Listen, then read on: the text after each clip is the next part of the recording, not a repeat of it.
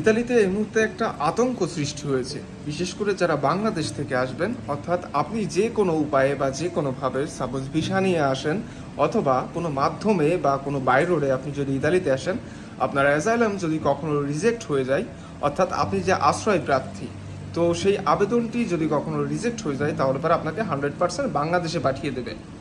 তো হঠাৎ করেই এই নিউজটা কয়েকদিন যাবৎ অনলাইনে সহ বিভিন্ন গণমাধ্যম বলেছে। তো যদিও কোনো ব্যাপারে আগেই বলেছি যে শিওর না হয়ে বলা উচিত না, তো এই কারণেই মূলত ভাবলাম যে না, আগে একটু জেনে নেওয়া হোক।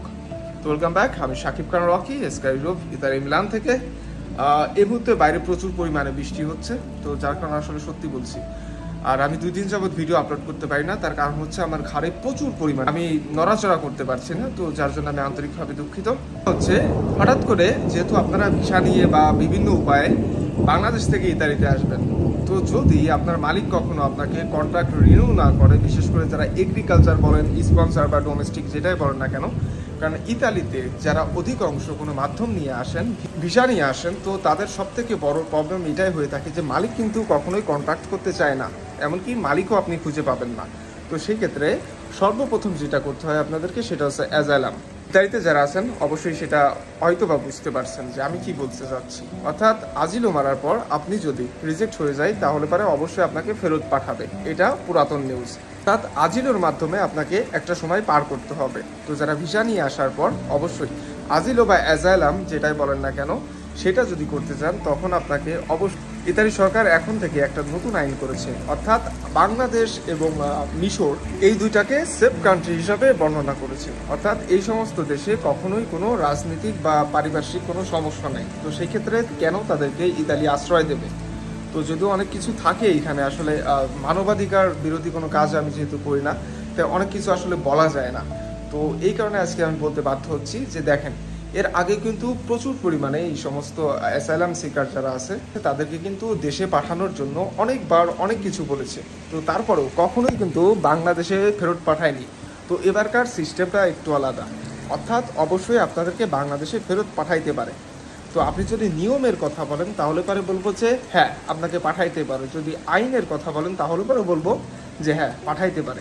তবে বাস্তবে এটা ফলপ্রসূত হবে কিনা এটা হচ্ছে সব থেকে বড়োভাবে দেখার বিষয়। তো ওয়েলকাম ব্যাক, যদি ফেসবুক পেজে ভিডিওটি ভালো লাগে শেয়ার করতে ভুলবেন না, অনুরোধ থাকলো। তো যারা বিশেষ করে মালিক আসার পর খুঁজে পাবেন না তাদের জন্য অ্যাজাইলাম হচ্ছে সব থেকে বড় একটা ইস্যু।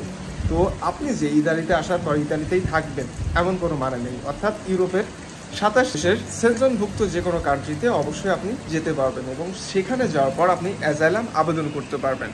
তো বিষয় হচ্ছে দাঁড়াচ্ছে এটা যে যারা এই মুহূর্তে ভয়ে আছেন যে না আমি যে কোনোভাবে যদি ইতালিতে পৌঁছাই, সরি আমি ঘাড় নাড়াতে পারছি না, প্রচুর পরিমাণে পেইন। তো আপনি যদি কোনোভাবে বা যে কোনো মাধ্যমে আপনি যদি ইতালিতে আসেন, আপনার ভিসা যদি শেষ হয়ে যায় বা আপনার মালিক যদি আপনাকে অ্যাকসেপ্ট না করে বা রিসিভ না করে, তো সেই ক্ষেত্রে ইতালিতে যেহেতু আপনি অ্যাজাইলাম আবেদন করতে পারবেন না, এটা সত্যি। তো তার মানে এমন কিছু না যে অন্যান্য দেশ বাদ চলে গেছে, অর্থাৎ ইউরোপের অন্যান্য দেশ আছে যেমন Portugal, France, Germany, Spain, Switzerland, এই সমস্ত দেশকে আসলে আমরা প্রাথমিক অবস্থায় চোখে দেখি।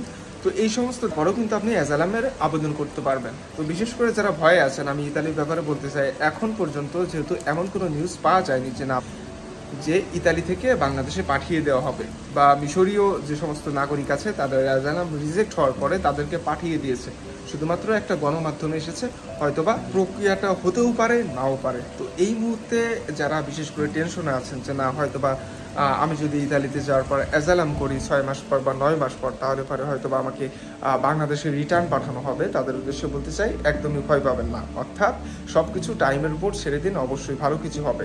তাই দয়া করে শুধুমাত্র ইতালি না, আমি বারবারই আবারও বলছি যে ইতালিতেই আপনাকে থাকতে হবে এমন কোনো মানে নেই। অর্থাৎ ইউরোপের আরও অনেক অনেক দেশ আছে যেখানে যাওয়ার পর আপনি অ্যাজাইলাম করতে পারবেন এবং ভালো একটা পরিবেশ বা পরিস্থিতি যেটাই বলেন না কেন আপনি পাবেন। তো ধন্যবাদ, ভালো থাকবেন, দেখা হবে নতুন কোনো ভিডিওতে। ইতালিতে এই মুহূর্তে একটা আতঙ্ক সৃষ্টি হয়েছে, বিশেষ করে যারা বাংলাদেশ থেকে আসবেন। অর্থাৎ আপনি যে কোনো উপায়ে বা যে কোনোভাবে সাপোজ ভিসা নিয়ে আসেন অথবা কোনো মাধ্যমে বা কোনো বাই রোডে আপনি যদি ইতালিতে আসেন, আপনার অ্যাজাইলাম যদি কখনো রিজেক্ট হয়ে যায়, অর্থাৎ আপনি যে আশ্রয় প্রার্থী, তো সেই আবেদনটি যদি কখনো রিজেক্ট হয়ে যায় তাহলে পরে আপনাকে 100% বাংলাদেশে পাঠিয়ে দেবে। তো হঠাৎ করেই এই নিউজটা